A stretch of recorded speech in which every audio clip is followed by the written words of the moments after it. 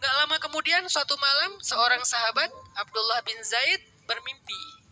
Dalam mimpinya Abdullah bin Zaid melihat seorang laki-laki nenteng lonceng, lagi bawa lonceng. Sama Abdullah dipanggil, ala rijlik ya Abdullah, sebentar, saya pengen ngobrol, kata Abdullah bin Zaid. Ada apa? Apakah kamu menjual lonceng itu untuk saya? Laki-laki itu menjawab, untuk apa kamu membeli lonceng ini? Kata Abdullah, saya akan pakai itu untuk memanggil orang datang ke masjid sholat berjamaah. Lalu laki-laki itu mengatakan, mau nggak aku ajarin sesuatu yang lebih baik daripada suara lonceng ini? Kemudian Abdullah mengatakan, mau, apa itu? Diajarkanlah teks azan oleh laki-laki tersebut kepada Abdullah di dalam mimpi. Ucapkanlah Allahu Akbar, Allahu Akbar, Allahu Akbar, Allahu Akbar, asyhadu an la ilaha illallah sampai la ilaha illallah. Diajarkan teks azan. Ya Habibi ya Muhammad.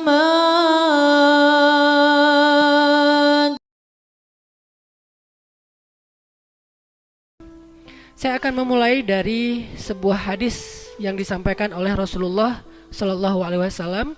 Hadis ini riwayat Bukhari dan Muslim, muttafaqun alaih.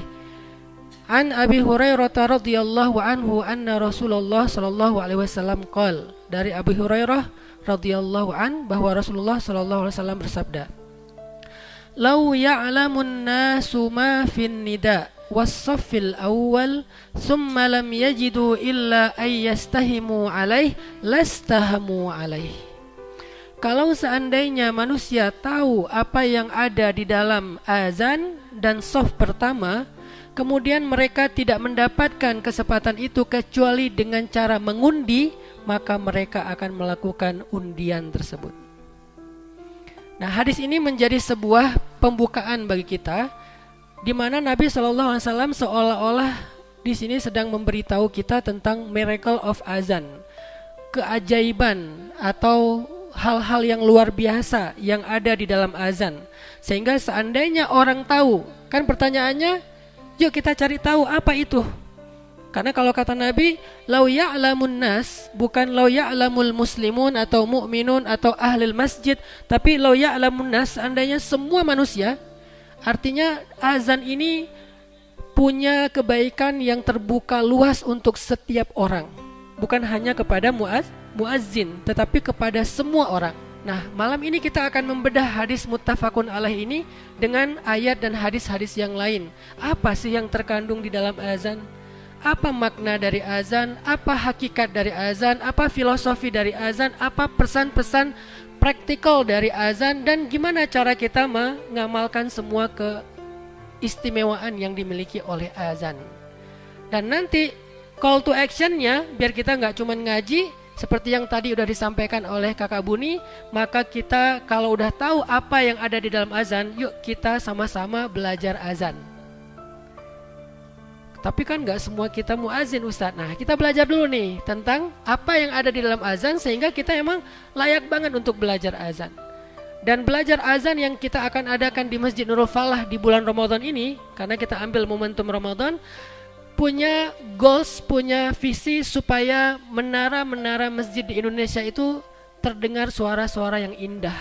Nah, niat kita adalah gimana caranya ketika sekarang orang mulai agak bimbang tentang azan, haruskah begini dan begitu, maka mudah-mudahan dengan tren yang kita bikin, azan ini menjadi yutimmu nuril Islam wa nurillah, menyempurnakan cahaya Islam, menyempurnakan agama Allah Subhanahu wa ta'ala. Yuk kita belajar azan. Nanti bagi yang beberapa udah bisa azan secara tajwid, nanti kita belajar azan ikonik, azan Indonesia, azan Mekah, azan Madinah, azan Turki, azan Palestina. Di antara semua azan itu yang paling saya suka itu azan Palestina. Karena azan Palestina itu iramanya itu kayak mau ngomong, wahai kaum muslimin, kalian kemana aja? Nih lihat Al-Aqsa nih. Seolah-olah dia mau ngomong kayak gitu tuh dalam iramanya. Dulu yang saya ajarin ke Muzamil bukan maqamat, filosofi maqamat. Apa filosofi Bayati, apa filosofi Soba, apa filosofi Hijaz dan seterusnya. Kita nggak belajar irama karena udah pada jago. Kita belajar filosofi irama. Nah, kita pengen itu dimulai dari Masjid Nurul Falah dengan momentum Ramadan tahun ini.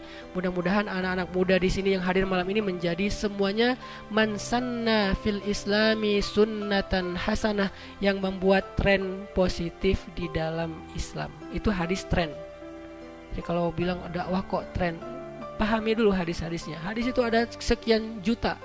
Salah satu di antara hadis sekian juta itu man sanna fil islami sunnatan hasanah. Siapa yang di dalam Islam itu membuat sebuah tren. Arti tren itu sesuatu yang diikuti. Contoh, kita contohkan belajar azan di bulan Ramadan, insya Allah nanti akan trending se-Indonesia. Nah sekarang kita coba azannya yang kita trendingkan. Mudah-mudahan nanti di Masjid Nurul Falah yang azannya selain yang udah ada, kita tambahkan anak-anak muda juga supaya variatif. Maghrib azan Indonesia, Isya azan Makkah, subuh Palestina dong.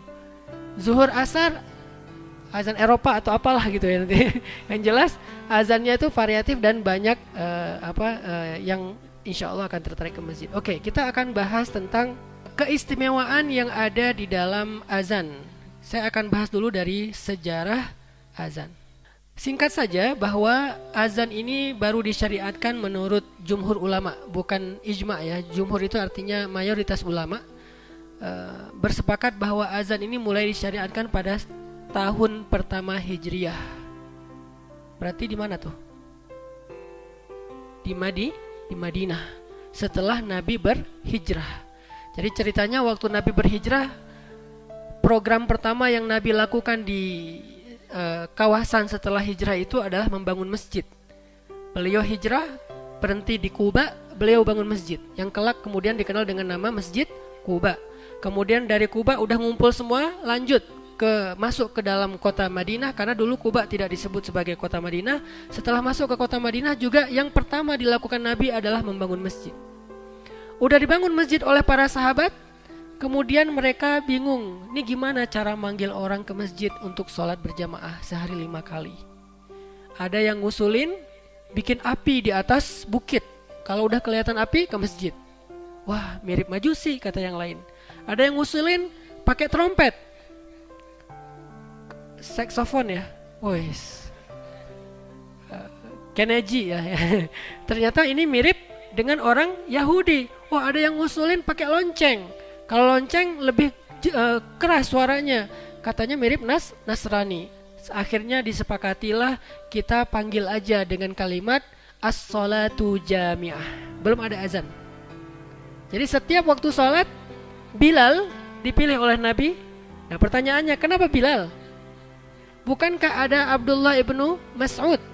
Siapa dia? Sahabat yang bacaan Al-Qur'annya persis Jibril. Persis Jibril. Jadi kalau mau tahu gimana bacaan Jibril, lihat Ibnu Mas'ud. Masalahnya gak ada rekaman ya, gak ada Spotify ya zaman itu ya. Kalau ada udah trending banget itu. Saking kerennya bacaan Ibnu Mas'ud. Kenapa gak Ibnu Mas'ud? Kenapa gak Usaid bin Hudayr, sahabat yang kalau baca Quran awan ngumpul di atasnya. Coba yang gaya-gaya sekarang yang jago makomat, coba baca Quran ada awan gak di atas kita? Gak usah sombong deh, biasa aja. Paling banyaknya di like doang kan ya. Ini yang nge-like awan loh. Itu kan yang nge-like cuma cewek-cewek tuh. Ini yang nge-like awan. Keren mana coba? Awan nge-like sampai muncul di atas kepalanya Usaid bin Hudayr. Siapa lagi? Abdullah ibnu Abbas, yang kalau dia baca Quran malaikat turun dari langit sampai penuh langit itu seperti cahaya bintang. Kenapa bukan mereka? Kenapa Bilal? Karena Bilal suaranya paling lantang tapi gak ngeganggu. Ini perlu utuh nih, karena ada yang suaranya lantang mengganggu, ada yang suaranya indah tapi gak lantang, gak ada yang dengar ya. Nah Bilal udahlah lantang, gak mengganggu. Karena lantangnya Bilal itu lantang yang penuh dengan estetik. Kita pengen seorang muazin yang suaranya seperti Bilal. Makanya istilah lain dari muazin itu kalau di Indonesia Bilal. Sehingga yang perlu diperbaiki dari masjid-masjid kita di Indonesia adalah, adakah Bilal? Apakah kita sudah mengikuti Bilal? Itunya yang kita perlu perbaiki, sehingga dilakukanlah pelatihan azan supaya semakin banyak kader-kader Bilal millennials. Ada istilah baru. Tapi waktu itu masih panggilannya as-salatu jami'ah, As-salatu jami'ah, orang datang ke masjid. Di mana manggilnya? Di atas atap rumah orang. Karena dulu Nabawi belum ada menara, akhirnya Bilal mengumandangkan kalimat as-salatu jami'ah di atas atap rumah orang yang paling dekat dengan masjid. Kenapa kok di atas? Supaya terdengar sampai ke pinggir kota Madinah. Gak lama kemudian suatu malam seorang sahabat Abdullah bin Zaid bermimpi. Dalam mimpinya Abdullah bin Zaid melihat seorang laki-laki nenteng lonceng, lagi bawa lonceng. Sama Abdullah dipanggil,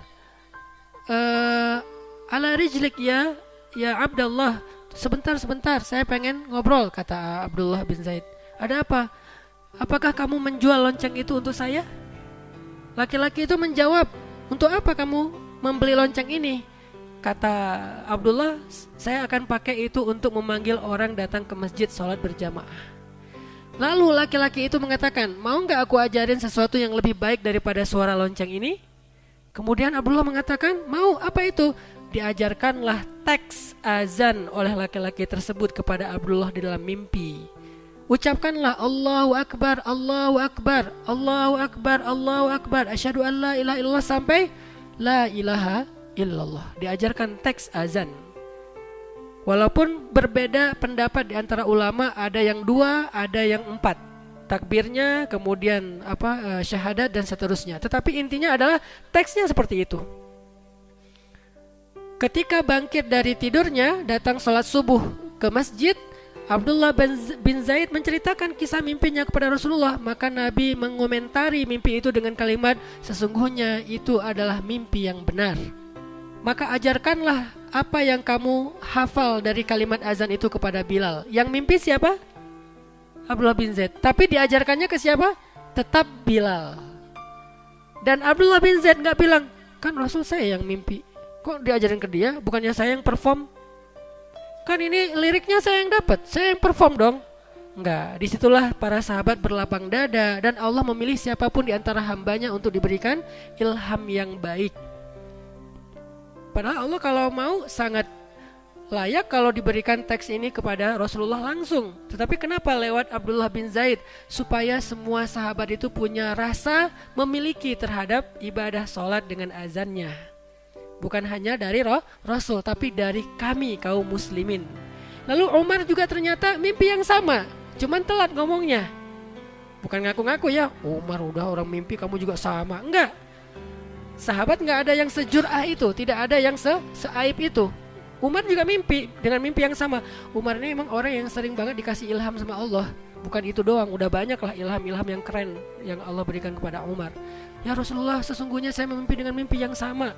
Maka kemudian semakin meyakinkan para sahabat bahwa itu bukan cuma bunga tidur, tapi itu ilham dari Allah. Apalagi udah dibenarkan oleh Rasulullah SAW. Diajarkanlah kepada Bilal. Sejak itulah azan kemudian disampaikan atau disuarakan dengan suara kalimat tauhid. Itu asal usul azan, sehingga tidak bisa diganti, tidak bisa ditambah kurangkan. Maka seperti itulah azan sejatinya sejak awal. Nah, para ulama kemudian mendefinisikan apa itu azan dalam konteks Islam. Kata ulama, al-azan huwa ta'abbudu lillahi bil i'lam bidukhuli waqti sholati bi dzikrin makhsus. Azan itu adalah ibadah kepada Allah. Azan itu sendiri adalah ta'abbud, ibadah. Jadi azan itu bukan profesi. Azan itu bukan sebuah rutinitas. Tapi azan itu adalah at-ta'abbud lillah, ibadah yang dilakukan kepada Allah dengan cara i'lam, mengumumkan masuknya waktu sholat bidzikrin makhsus, dengan teks-teks yang sudah dijelaskan secara khusus. Itu definisi azan. Jadi kalau sekarang kita jadi tahu, oh azan itu ibadah. Dan ibadah ini adalah ibadah yang kedudukannya sangat tinggi di mata Allah, sampai disandingkan dengan shaf awal. Jadi orang kalau mau dapat kebaikan dalam satu sholat berjamaah, di antara kebaikan yang banyak itu adalah azan dan shaf awal. Sehingga karena dia ibadah, maka sebelum kita azan, luruskan niat kita. Kalau tidak ada orang yang ditunjuk untuk azan, maka berlomba-lombalah. Kalau kalian mau berlomba-lomba dengan cara membuat undian, buatlah undian agar punya kesempatan mengumandangkan adzan, karena dia ibadah yang luar biasa di sisi Allah Subhanahu wa taala. Ya Habibi ya Muhammad